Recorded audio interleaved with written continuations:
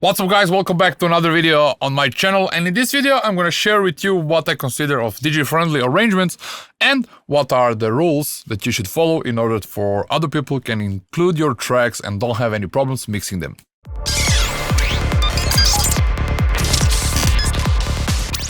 DJ-friendly arrangements, why we should do it and why should we compromise our artistic side and our creative freedom in order to make something that's DJ-friendly. So first of all, if you wish and if your desire is to be on the scene, if you want to start doing this, not professionally, but if you want to do this on the professional level, to say if you want to play on festivals, parties, whatsoever, then DJ-friendly arrangements is something that you would like to consider most likely because it can help you to mix your tracks and also it can help others to mix your tracks. If we think about commercializing ourselves, not in the way of making cheesy music or whatsoever, but if we want other people to include our tracks in their mixes, maybe we can do something so we can make it easier for all of them and also to make it easier for us to mix our music. When I say the DJ-friendly arrangements, basically I do mean on only the parts when the track is going to be played from that moment until the certain part and then on the outro as well, because in most cases our tracks are going to be played from the first kick in the bass and they're going to be played in a certain moment at the end of our track. So if we look on this project, this track is already done and I did mark and create markers for certain parts of a track. This is intro, it's 1 minute and 30 seconds long and it does go in the 8 bars loops, and this 8 bars loops is something that you should keep mind on when you are making a DJ-friendly arrangements. There is 16 bars until here, there's another 16 bars and another 16 bars, which makes 48 bars in total. But when it comes for the intro, it's not that important. You can do whatever you want. You don't need to follow the 8 bars rule because not many of DJs will play your track from the beginning because it's an intro and this part is mostly skipped in DJ sets. Of course, if there's a really good hookup at this moment, then DJs can play it from a certain part of the intro, but there are also different ways how they can do that in order to mesh and to make the change exactly on this first kick in the bass. There are certain tracks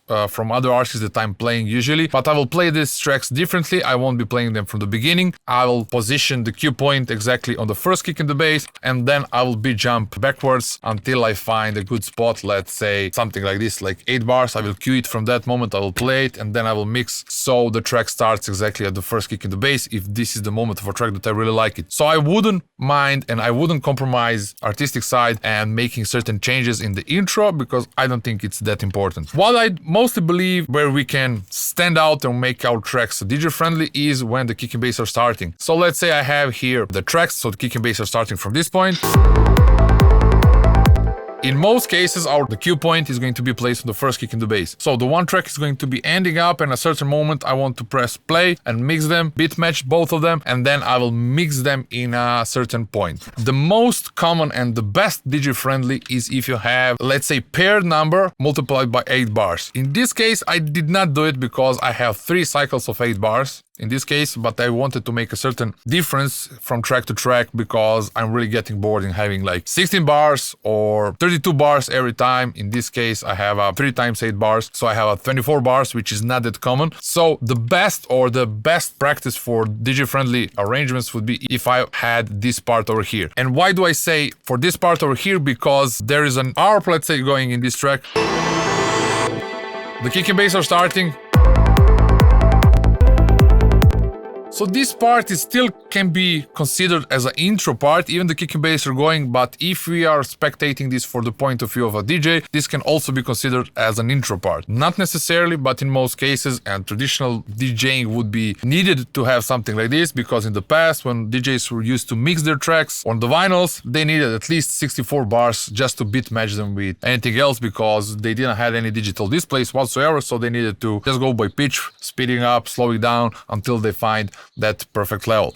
And the cue point didn't exist, so they needed to place a needle and position at the beginning of the first kick in the bass if they wanted to rewind the track from the beginning. But a lot of the electronic dance music, the first 64 bars were just kick goings for DJs so they can be able to mix it with another track because they needed way more time. Today we have a digital display, we can match it. A lot of people are using sync, even though I think sync is really not good, and I will explain why in some other video. But for this video I just want to concentrate on the DJ-friendly arrangements. If I play this track from this position, then still this track is kinda having the intro, the kick and bass are starting, but the main thing is happening, and the best position to mix this track with another track is on this bar 73. And I will play why.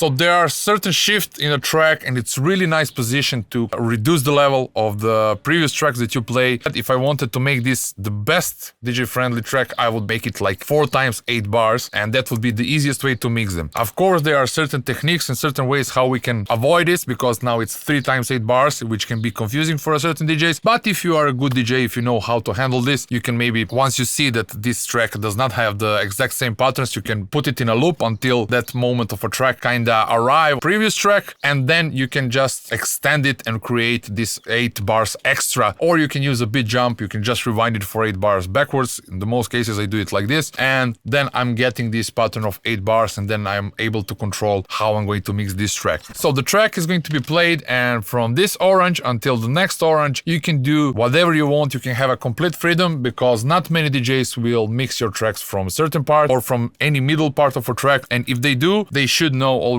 because if they are that good to mix the tracks into between, they most likely know already how to avoid and how they can make a certain mixing on a good level. So from this part and the bigger part of a track, we have complete freedom and we can do whatever we want, as I did over here, as it's not that common that you have like a small breaks or transitional moments which are just 4 bars long. There is like a 8 bar cycle, 8 bar cycle, and then there is a 4 bar cycle. So the track is going like...